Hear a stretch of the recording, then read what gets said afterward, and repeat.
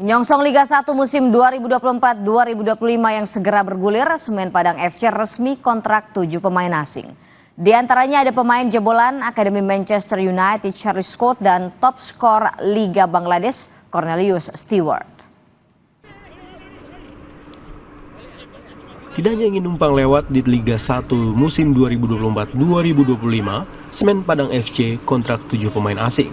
Selain Kenneth Ngongkwe dan Kim Mingyu yang memperkuat Kabau Sirah di Liga 2 musim lalu, Semen Padang mendatangkan 5 pemain baru.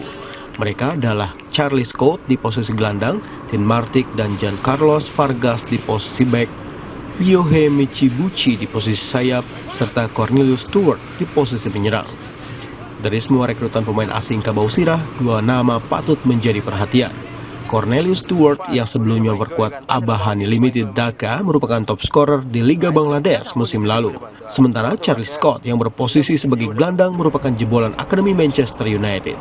Ia pernah bermain untuk Iblis Merah U18 dan U23 pada tahun 2014 hingga 2018.